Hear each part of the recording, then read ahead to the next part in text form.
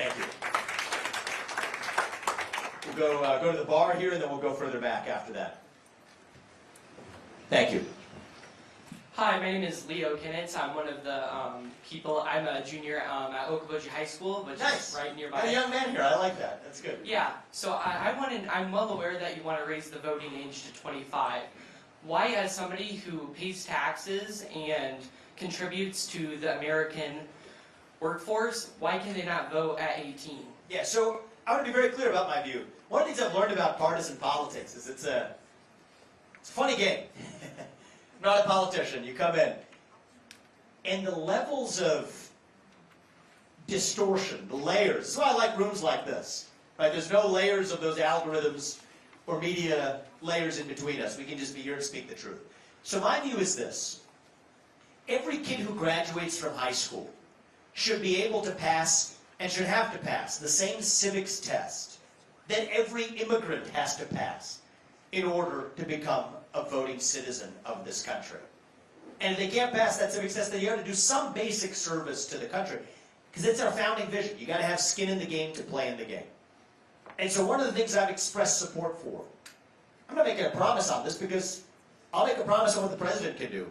I can't make a promise of a constitutional amendment. That's going to require 3/4 of states and 3/4 of Congress to agree on. But I hope I persuade us towards a vision of reviving civic duty to say that, you know what? If you're 18 years old, you absolutely have the right to vote. Just pass the same civics test that every immigrant has to pass in order to have that right to vote. And if a test is not for you, fine. Serve this country for 6 months in a first responder role or in the U.S. military, where we have a 25% recruitment deficit right now. But you got to have skin in the game to play in the game. And then by the age of 25, people have been adult paying taxpayers for 7 years. Fine. We'll let that go. That's how we transition into a culture of reviving civic duty. We don't value a country that we just passively inherit. We value a country that we have a stake in building, in creating together. And I think that's what we're going to have to revive in this country. Is there's two parts of our American identity. And that's the question I ask. What does it mean to be an American? Who are we? Half of it is the life I've lived in the first part of my career.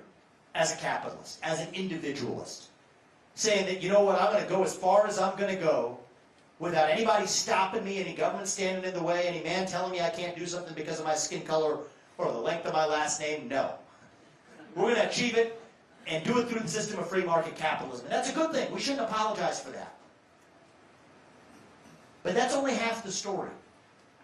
We are also not just capitalists, but citizens. And part of being a citizen means we have civic duties.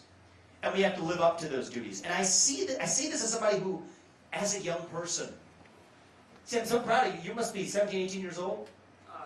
Almost 17. Almost 17, younger than 17. See, I was disaffected from politics for most of my 20s.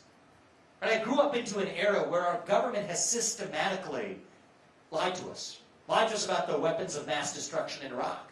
Lied to us about the 2008 financial crisis and the justification for the bailouts. By the way, those are both under Republican watch. Then lied to us about the Trump-Russia collusion hoax that never was. Then lied to us about the origin of the COVID-19 pandemic. Lied to us about what we knew about those vaccines before they're mandated. Lied to us about the Hunter Biden laptop story on the eve of an election. About that Nashville transgender shooter manifesto before that person killed 6 people in a Christian school still not released. Now lying to us about how our money is being spent abroad. Yes, I was jaded and cynical, like so many people in their 20s and young people in this country. 60% of young people, 60% of young people, say they would sooner give up their right to vote than to give up their access to TikTok. I'm not making that up. I wish I were joking. So that's where we are. So you don't know what the irony is? What's your name, young man? Leo. Leo. So my bet, Leo, is that we will see... That's a smart baby right there. Did not like that fact. I'm looking for big things from her. The reality is, I think voting rates amongst young people, which are actually really low right now, will skyrocket. if we actually make it mean something. What do they ask you in that citizenship test? What branch of government does the US president lead? I think it is perfectly legitimate for people to have to know that the president leads the executive branch of the government before you go through the motion, cast that ballot, and get your sticker. We're not just going through the motions. Right? It has to mean something. It's also why I favor making Election Day a national holiday. We're restoring single-day voting in this country with paper ballots, with government-issued voter ID to match the voter ballot so that we can trust the results of those elections. So yes, that's about election integrity, but it's about something even greater than that. It's about a civic ritual that say, we're not just capitalists. I'm not going to apologize for being one. I will not apologize for my success, but there's more to it. We're also citizens together, bound. No matter our skin color or how many green pieces of paper somebody has in their bank account, we are all co-equal citizens, where every citizen's voice and vote counts equally, culminating at the ballot box where we are all free to speak our minds. And I think we have a responsibility to teach that to the next generation, and if we don't, I don't think we're going to have a country left. That's why we're running for president now. My wife asked me, and she's the smarter of the pair, and she, as a thinking person, asked a rational question in last December when we started taking this seriously.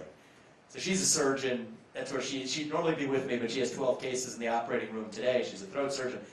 She's a thinking person. She says, are you sure we don't want to do this 20 years from now when our kids are out of the house and maybe we even have some more experience? And I thought it was a very fair question, and we thought about it for a good month together. I think the place where we landed is that I don't think we have 20 years left as a country.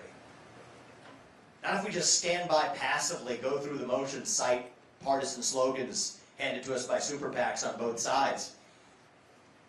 That's not going to work. We have to think on the scales of history, right? Do you want incremental reform, or do you want a revival of the ideals of the American Revolution? And one of those ideals was the idea of civic duty. Something that I think the Republican Party can actually lead the way in talking about if we actually have the courage to stand for it. And that's, Leo, what I'm doing in this race. I appreciate your question, Matt. We'll go back there for the next one.